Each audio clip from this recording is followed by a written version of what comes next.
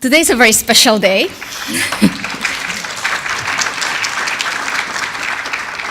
It's actually very exciting. It's a very special day. We are here to remember the men and women of the Lincoln Brigade who came together as a community.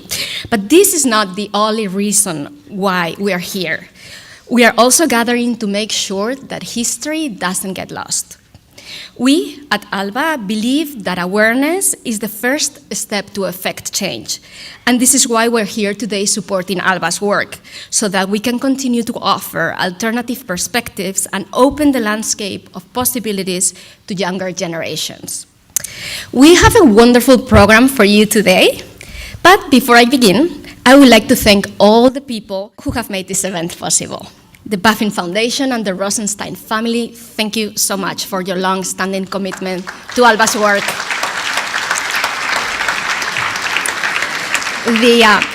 The Woody Guthrie Foundation, the host and honorary committees, Alba's Board of Governors, as well as our volunteers and staff, and our hosts here at the new school. Thank you. Finally, I want to acknowledge the family members of the Lincoln Brigade, so I'm going to kindly ask you to rise so we can recognize you.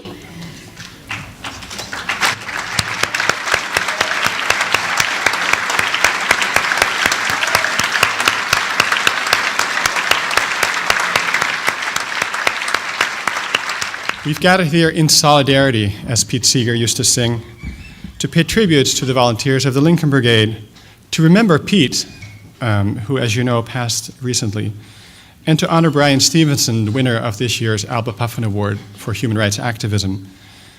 Brian, like we at Alba, believes that the best way to fight injustice is to educate. And he believes that teaching the United States about the dark chapters of its history is an absolute necessity as we work toward a better union. So let's start with a bit of history. In July 1936, a group of right-wing military in Spain staged a coup to overthrow the democratically elected government of the Spanish Republic. Hitler and Mussolini quickly came to their aid.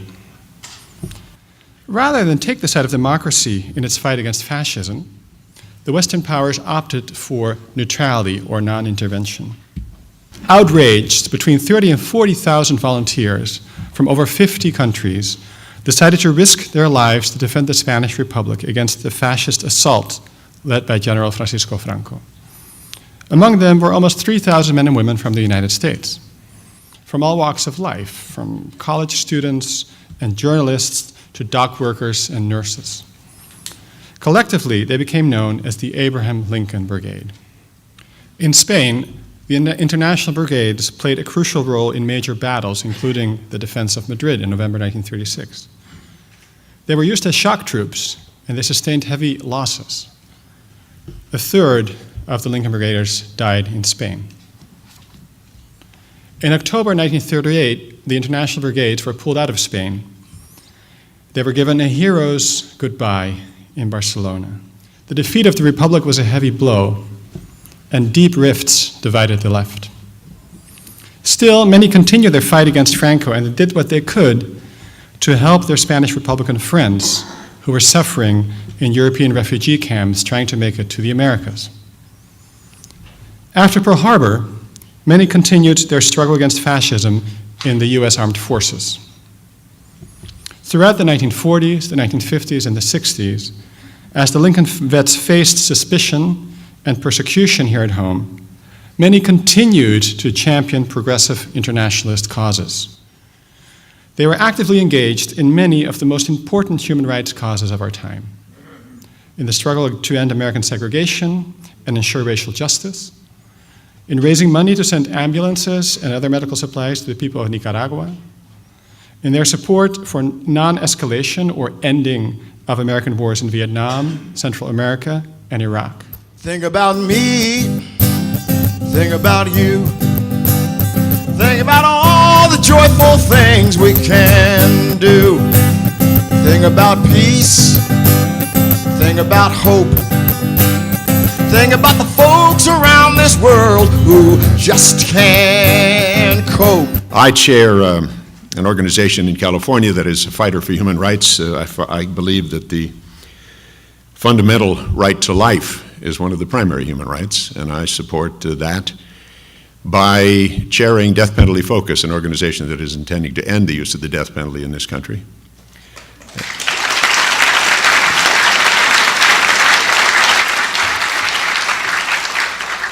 We do it because we believe that the death penalty is the lid on the garbage can. Once we remove that lid, people will be forced to look into the garbage can and see the rotten, stinking, maggot-infested mess that is our criminal justice system.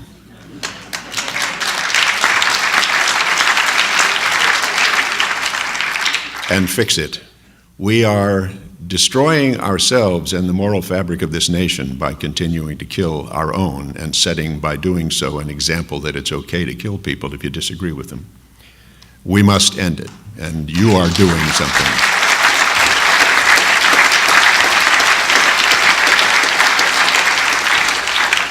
So I'm proud to be here with you. Thank you. I must keep fighting until I'm dying. Paul Robeson sang these lyrics to Old Man River in a concert at the Royal Albert Hall in London in December 1937. Changing Hammerstein's original verses, I'm tired of living and scared of dying. These were words to which Robeson would never return. By Robeson's own admission, he was thinking of Spain when he sang these lines. I must keep fighting until I'm dying. And within a month, he would visit that country in the throes of its bloody civil war. It was a turning point in his life. We're here today to honor Bryan Stevenson with the Alba Puffin Award for Human Rights Activism in recognition of his tireless and brilliant work for economic and racial justice. What are the links that allow me to mention Paul Robeson, a war that raged on the southern flank of Europe nearly 80 years ago, and Bryan Stevenson in the same breath? Let me elaborate a bit. When Paul Robeson visited Spain in January 1938, he met a number of the 2,800 young Americans known as the Abraham Lincoln Brigade, who volunteered to fight fascism in that country. Among the American volunteers were some 90 African Americans. They came from urban inner cities in the north, as well as the rural south of the US. They were sharecroppers, labor organizers, mechanics, laborers, merchant seamen, and students. Al Chisholm said that he volunteered to fight in Spain because when Mussolini invaded in Ethiopia in 1935, there wasn't a hell of a lot I could do about it. Spain was the first chance to fight back, and Al and his African-American comrades knew when to step up. The Lincoln Brigade was the first racially integrated military unit in American history. And so we come full circle. We are presenting the Alba Puffin Award for Human Rights Activism to Bryan Stevenson because in his own striving for economic and racial justice, he carries the spirit of the Abraham Lincoln Brigade into the 21st century. I believe that Stevenson expresses it best when he quotes Martin Luther King Jr. The moral arc of the universe is long, but it bends toward justice. From the farms, from the cities, from every land came the Lincoln Brigade, with a dream in their hearts, with a gun in their hands, the Abraham Lincoln Brigade. No passera, no passera, so sang the Abraham Lincoln Brigade.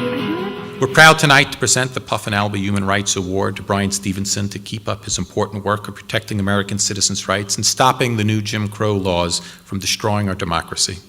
Some 50 years ago, this summer, during Freedom Summer, 3 young civil rights protesters, Cheney, Goodman, and Schwermer, were murdered by the KKK. And we've seen the KKK, as Mr. Farrell has mentioned, alive and well, even in the last month. Let's vow that they not have died in vain. Bryan Stevenson is in the forefront of this fight, and we're proud to be up here presenting this award with Alba to him tonight. Thank you. And Bryan has seen so many executions, but yet has been able to save so many. Just recently, Larry Dunaway a client of Brian's, won a new trial just last week in Alabama.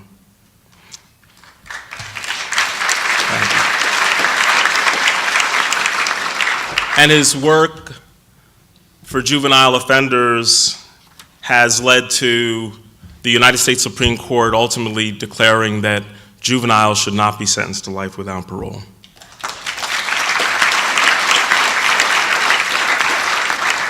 And Brian continues his work on behalf of juveniles because he understands, as James Baldwin said many years ago, that these are all of our children, and we profit by or pay for whatever they become. You know, Brian and I both spent some time growing up in the Baptist church, and one of the songs that you learn early on is, "This little light of mine, I'm gonna let it shine everywhere I go."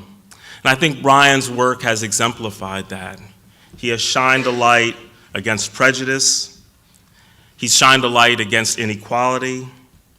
He has shined a light in the belief that all of us are equal to a full measure of human dignity. And I think he encourages all of us to shine our light, to let it shine, let it shine, let it shine. Thank you all. The Abraham Lincoln Brigade Archives and the Puffin Foundation proudly grant the 4th Alba Puffin Award for Human Rights Activism to Brian Stevenson in recognition of his outstanding efforts to deepen the conversation about racial inequality, his exceptional commitment to confronting the legacy of racial injustice, and his crucial contributions to humanizing the administration of criminal justice in the United States. Please help me honor Brian Stevenson.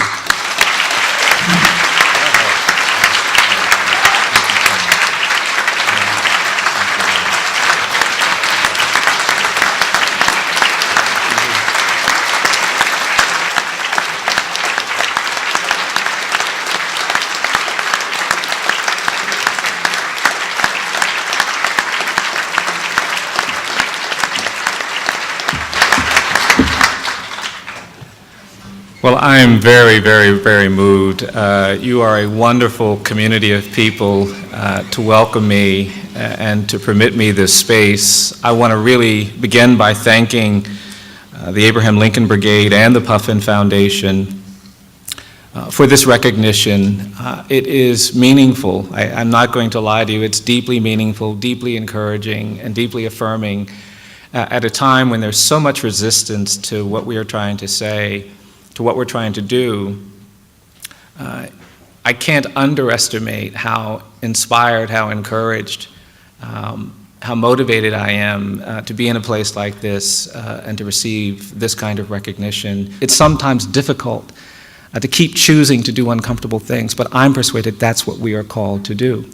I had the great privilege of knowing Rosa Parks. She was, of course, the legendary matriarch of the Civil Rights Movement.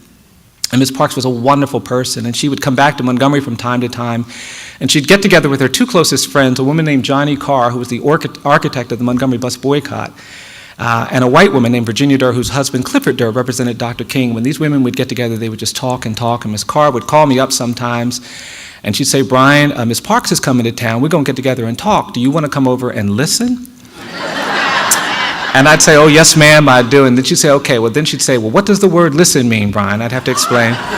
And I did. I would go over there. And the first time I was over there, I was just sitting, listening to these women talk. And they were so full of passion and energy. And they weren't talking about what they had done. They were talking about what they were going to do. And it was so inspiring.